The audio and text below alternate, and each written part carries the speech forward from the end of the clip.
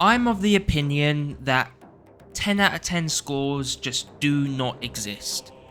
It is often used in a way to say that a game or a piece of media is perfect without flaws. And in recent times, 10 out of 10 scores have been given out more and more freely. But when it comes to a review score, I genuinely believe that Baldur's Gate 3 is the closest the gaming industry has ever gotten to a true 10 out of 10 game.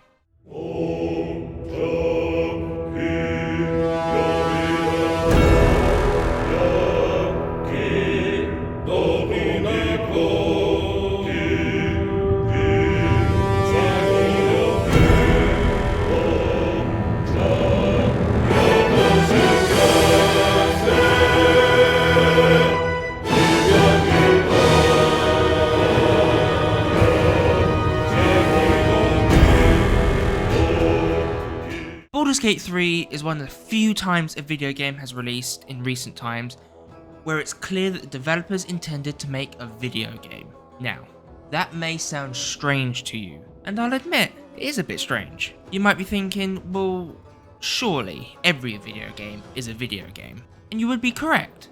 However, in recent times, developers have opted to chase trends with dollar signs in their eyes. They've chased realism, profits, and ultimately lost sight of what makes games fun. A great example of this is Doom Eternal. You can tell just by playing it how much the developers focused on making that game compact and fun. The game had really fun power-ups like quad damage and berserk. It also had challenges like the Slayer's Gates that didn't feel like unnecessary padding to make sure you're playing for a long time unnaturally. The challenges were also designed in such a way where all you had to do was play the game how you had been, and they were just fun. And then the 2 DLC for Doom Eternal were just essentially Doom Eternal Plus. It was more of the same, and that was refreshing after so many developers create DLC on the mindset of having to flip the base game on its head to get people to buy it. The developers made Doom Eternal for the consumer to have fun, and the same can be said for Baldur's Gate 3. This game is unapologetically a video game. Fun always comes first, and it is oozing with love and passion from the developers. Baldur's Gate 3 is my first time playing a CRPG. I have played a bit of Divinity 2 with a friend, but that friend handled everything. So this is my first time playing a CRPG and doing everything for myself. I expected myself to be very overwhelmed based on what I've heard and the very little I know about the Dungeons and Dragons tabletop game, but this wasn't the case. There was never really a time where I felt, oh, what am I doing with these characters and their class? The class system is just as deep or shallow as you desire. You want to stick to one class for the entire game? You can. You want to experiment and mess around multi-classing and find some wacky interactions? You can do that too. Hell, if you really wanted to, I'm sure you could play this game entirely at level 1 and just blow everyone up with 20 barrels you picked up in the surrounding area. The classes work in a traditional manner. You pick a class and the progression is linear. As you level a class, depending on the class you pick, you'll get certain spells and cantrips, and every 4 levels you get a feat, which are typically passives or something that enhances your build. As an example, as a paladin that 2-hands big weapons, I took a feat called Great Weapon Master. This gives me a -5 penalty to my attack roll, but if I successfully hit an attack roll, I do 10 extra damage. There are a wide range of these feats. Some are absolutely better than others, some are even considered must use. While I'm on the topic of general character creation, the options you have to make your own character is decent at best. I picked a Dragonborn as my first character, and I was a little bit disappointed with how lackluster designing a Dragonborn was. I wrote up a little bit of lore for my character which made him blind in one eye, and I could make one of the eyes white to mimic this, but I couldn't add a scar over the eye to show it's damaged. But I think the character customization in general was somewhat lackluster with limited options. There's enough here to make a unique character everyone, but eventually you're going to see your designs overlap. Ultimately this doesn't matter, at least on PC, because our Lord and Saviour Nexus Mods exists with a whole host of cosmetic mods. It's not a quote unquote fix to the middling character customization, but it exists to soften the blow. Now, let's move on to the meat and bones of this game. Not only is this my first time playing a CRPG, it's also my first time experiencing Dungeons and Dragons anything. I've spoken to some people far more knowledgeable than me, and this is, according to them, almost a one-to-one recreation of Dungeons and Dragons with a couple of liberties taken. Which is to be expected, I think, because tabletop and video games are very different mediums. When it comes to actual tabletop RPGs, I know very little.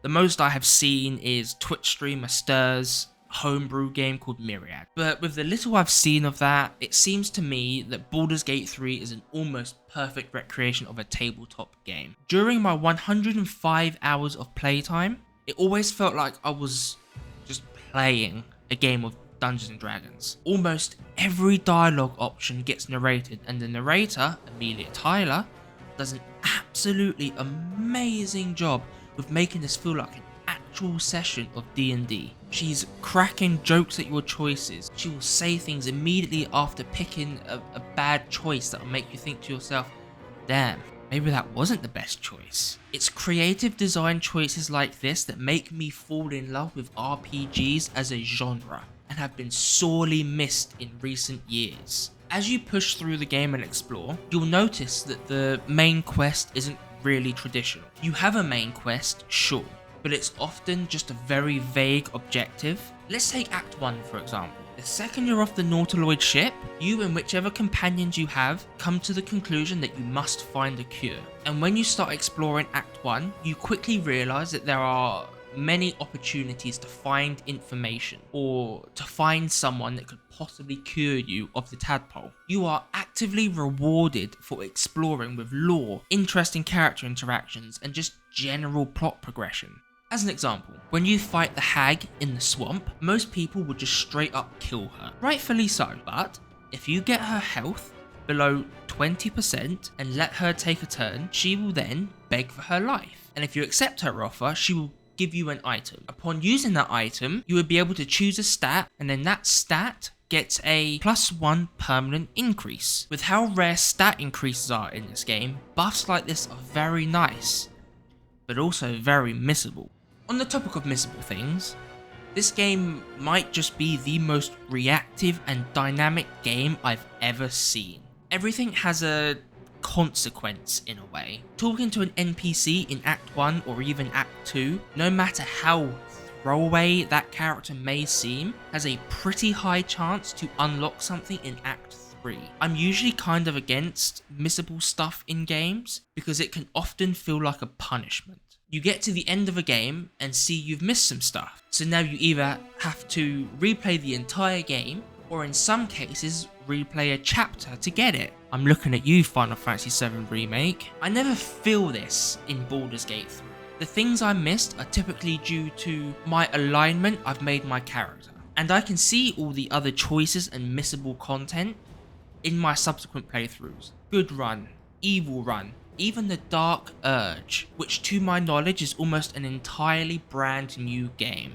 This game has so much replayability that eventually you are going to see a majority of the choices and outcomes. It's kind of nice really to have a game have so much authentic replayability. So many games now have quote-unquote replayability, but it's just an unfinished game with monthly content updates, or they sell cut content to you through DLC. As far as I'm aware, Larian have no plans to do any expansions. Act 3 might get some changes or updates, which in my opinion it does need a little bit, but right now you are getting a complete game. And let's not forget that Larian's last two games received definitive editions that completely rebalance the entire game. They quote-unquote finish the final act and are overall just a better experience. I wholly expect Ilarion to do the exact same thing for Baldur's Gate 3. I actually had to fight with myself to stop myself from starting a brand new playthrough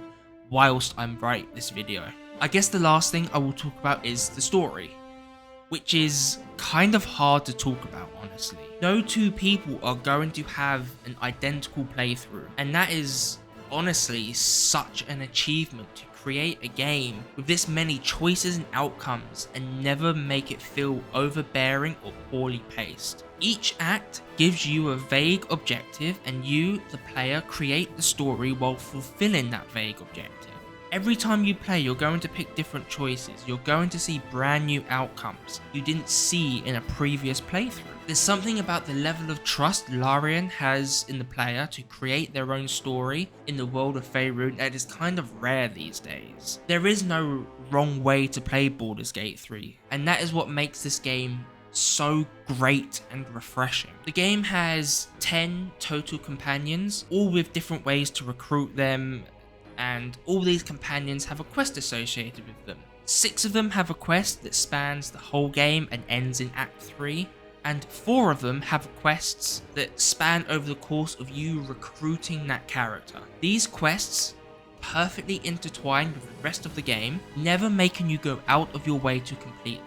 You just play the game and it will eventually get done. I just stuck with the same party for pretty much the entire game and made sure to do those 3 characters' quests. You're not locked out of completing the quests of the companions you leave in camp, but if you don't take them with you, you're going to miss out on conversations and context from that character. But it's fine, because as I said, you're going to play this game multiple times, you're going to play the game differently every time.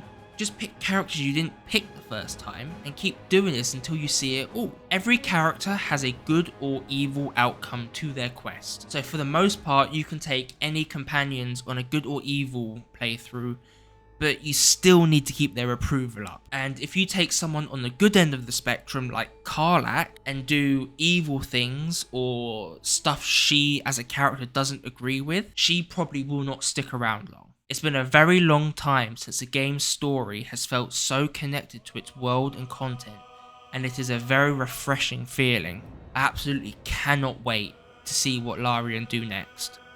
So this is the end of the review. I don't give scores, and if you've seen my Final Fantasy 16 review or my Jedi Survivor review, you know I give a recommendation. So for Baldur's Gate 3, what is my recommendation?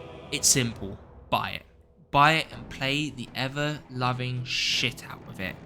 It's that simple. You are not going to get an RPG as rich, deep, or simply as fun as this from any other games on the market right now.